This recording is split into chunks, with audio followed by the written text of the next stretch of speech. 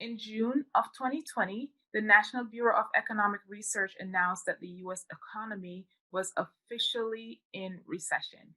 For many individuals that have not been impacted by a loss of job, you can prepare and respond to the financial recession by applying several tips and taking precautionary measures to protect your finances. I'm going to discuss 5 tips to protect and recession proof your finances.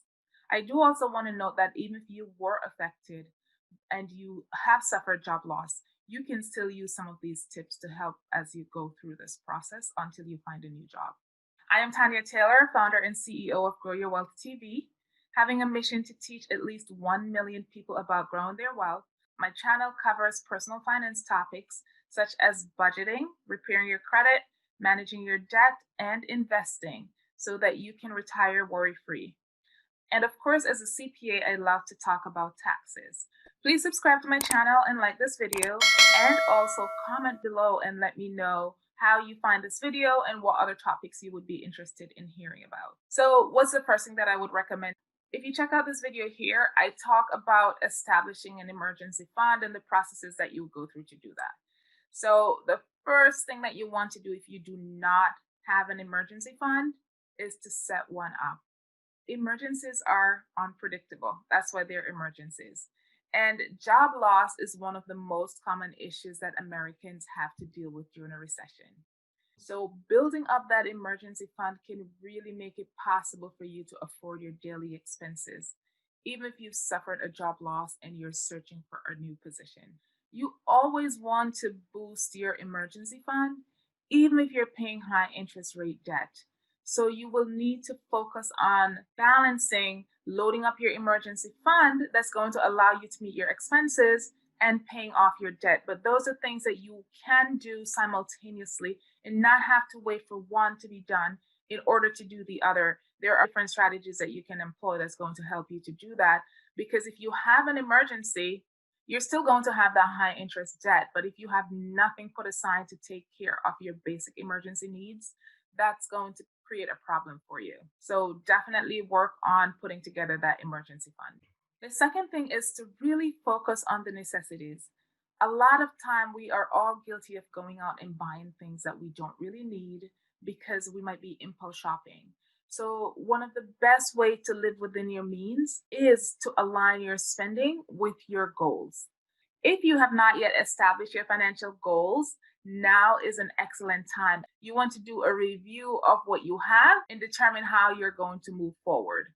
Then, when you do that, once you separate your needs from your wants, you will easily be able to identify areas where your spending can be eliminated, and that will allow you to save more. So, what you'll do is that you will separate and monitor those non essential items from those expenses that you know are fixed and that you are going to need to pay those bills in order to survive during the recession. Having a budget or a spending plan or whatever you want to call it is going to help you to avoid overspending. So you definitely do not want to take that lightly. What you should be thinking about is how you're going to spend the money that you have. How much are you going to allocate to different expenses? If you find that you're spending more than 25 to 30% of your income on discretionary items, that's when you really have to take a hard look at what you're spending on and decide if you really need those things, because that's a lot. What are some of the things that you need to be focusing on to make sure that you can afford in a recession or if you lose a job? Obviously, your house, whether it's your mortgage or your rent, your car insurance, because you need to drive around to go look for a new job or to take your children around or whatever the case may be. You also need to focus on being able to buy groceries so that you and your family could eat, and your utilities so that you can have your light and your gas and your water in your home without any kind of disruption.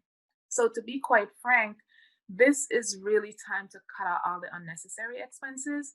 It's going to feel really hard at first, but if you are aligning your spending with your goals, it's going to make it easier. And if you have a budget, that really outlines everything for you so that you can see it right there and you will know for sure. And you'll be surprised at how you are spending on items that you didn't even realize you were spending on. and how much you're spending on those items. Number three is to diversify your portfolio. If you think about having one source of income, which is your job, if you lose your job, that's the only source of income you have. So you have lost that source of income. And you don't really have anything outside of that to meet your financial obligations, especially if you didn't have an emergency fund set aside to cover those expenses while you are looking for another job. And that's why it becomes critical that you have multiple streams of income, because that's going to help you. The income coming from those sources is really going to help to fill that gap. It may not fill it perfectly, but at least it can help you to pay for some of the necessities. So, some of the things that you can do to diversify your income is, if you have a large house and you're not using all the rooms, rent out one of the rooms and take that money and sack it away in your emergency fund, or just sack it away in an account as if you were never renting that room. That's a great way to make some extra money without even thinking about it. If you have a garage and you live in an area where there's a lot of people who have issues finding parking, rent out your garage or your parking spot. And that's going to bring that additional income in. Like, just being really creative is what's going to help you to generate that extra source of income. Go to your closet and sell things. There are many people that are looking for secondhand things, or a lot of times you'll have things in your house that are brand new with a tag on it. Sell them. There are lots of different websites that you can go to. There's Facebook Marketplace, there's Let Go, and a ton of others. So go to those sites, list the items and sell them and get that extra money in. You also want to make sure that you diversify your investments. So not only are you diversifying your income source, but you're diversifying your investments, because in the event that there is a downturn in the stock market, you want to make sure that if you need to tap into any of those funds, you can tap into the ones that are not as heavily impacted. Whether you're investing in mutual fund, index fund, or exchange traded fund, which you can learn a lot about in this video that I have here, or you're investing in the stock market, you have to make sure that the makeup of your portfolio makes sense and that you're not heavily invested in just one thing. And even if you're invested in the stock market, you also want to ensure that you're not just heavily invested in one sector, no matter how tempted you are to invest in that sector because it's booming and you're making a new stand to make a lot of money.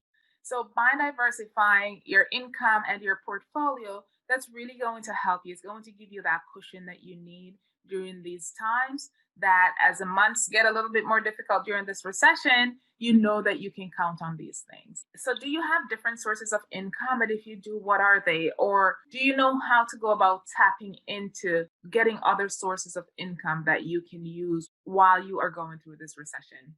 Comment below and let me know.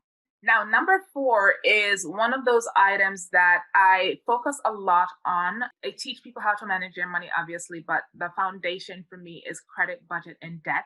I actually call it the wealth trifecta. And the reason why I consider those to be the foundations is because if your credit is not good, everything falls apart, in my personal point of view, especially if you have debt. And here is why. Your credit score is your report card, which lenders are going to use to determine your ability to repay any money that you borrow or money that you are borrowing. And you want to maintain a good credit score so that the lenders will lend you money if you need credit extended to you, or reduce the line of credit that's been extended to you, because they will do that as well. And that's something that's becoming more common now. I worked on an accounting standard for years. It was out there for like 10 years. We were working on it. And accounting is not supposed to drive business decisions, but it does in this case. If they are extending credit to different individuals and they are viewed as riskier, the lender could decide to pull back how much they've lent you. And I've heard people talk about that. So it's actually not a myth, and it is happening. It's something that you got to be very careful of as well. Just because you have a credit card and it may have a $10,000 balance doesn't mean you're going to wake up tomorrow and it will have that same $10,000 balance again. You might wake up and it's $3,000. If you have good credit, the likelihood of that happening is much lower. But at least if it happens, if you have good credit, you could possibly go out there and apply for another card if you need to have that money to help you through the crisis. But again, taking on debt in a time when you're unemployed and in a recession is something that you really are going to have to weigh. And that's why having that emergency fund is going to help you to avoid getting into those kind of situations. And then the obvious, right? If you have good credit, the interest rate that you're going to get is going to be much lower. And therefore, how much you are paying out on a monthly basis is going to be much lower. And that's one of the costs, what I would call the opportunity cost, that people with negative credit probably don't realize how much they're paying out that they could be using towards something else because their credit is bad. And it's not that difficult to repair your credit. It's a lot easier than you would think. Now, if you have negative credit, I would recommend that you start working on improving it now. I have a book here where I actually provide really hands on tips that you can use to start repairing your credit right away. Within the next 30 to 45 days, you can see a difference in your credit score. It's on Amazon, so you can go to Amazon and pick it up. And I'll put a link in the description box as well. Lastly, number 5, invest for the long term. So there are many benefits to long-term investment. Having been a long-term investor for over 20 years, I have reaped the benefits. You can check out a number of my videos, but if you check out this one here, you will learn about how I am saving for my children's college using just 3 stocks. And that's because I adopted this attitude of investing for the long term and investing in quality companies. One of my recommendations to the people in my program is that when you're investing in a stock, you want to make sure that you're holding them for 5 to 10 years and beyond. This is not something that I just came up with randomly either. This is stuff that a lot of long-term investors like the Warren Buffetts of the world have been saying for many years. So it's not Tanya has created this new thing, but I know that it works. And if it ain't broken, then go with it and you can create wealth that way. Then as you are earning for the long term, any earnings that you have in your portfolio, instead of pulling it out, you want to make sure that you reinvest it. And that's going to keep compounding over a longer period of time. You also want to make sure that you are not neglecting your retirement plan, that you are contributing to those different retirement plans so that those can continue to grow as well. So it's obviously very difficult to predict the future. And while we are in a recession, a depression can be avoided if the government takes whatever prudent step needs to be done to contain the virus. For those of us who are employed, it's prudent that we take the steps that we need to shore up as much as possible funds that we can have tucked away in the unfortunate event that we are no longer employed. And for those who are currently employed, unfortunately, just finding ways, finding resources, take a step back and figure out what are some of the things that you are good at and that you can monetize so that you can change your family's life. A lot of millionaires are being created right now, not just by investing in the stock market, but by people who have become unemployed, who have sat back and said, okay, I am tired of going to look for a job, or I have been let go so many times. How can I create a sustainable income for myself so that I never have to depend on an employer again? So they're going out and finding ways to create businesses. That's something that's very viable, especially given the internet. So that's also something to consider if you are unemployed and you're trying to figure out where you're going to get the money to support your family. If you're unemployed, is this something that you're considering? And what are you doing or what are you planning to do in terms of working for yourself to be your own boss? Comment below and let me know. So that's it for this video. I hope that you found the 5 tips helpful. I teach individuals just like you how to grow their wealth by meeting the individual exactly where they are on their journey. If you are someone who, whether you have bad credit, you're trying to manage your debt, or you just need help managing your finances, learning how to invest and protect what you've worked so hard for, feel free to reach out to me. All my contact info are in the description box below. And hop over and join my community so that you can continue learning and engaging in the community. Also, don't forget to subscribe, share my video, and hit that notification bell so that you can be reminded when I post new content.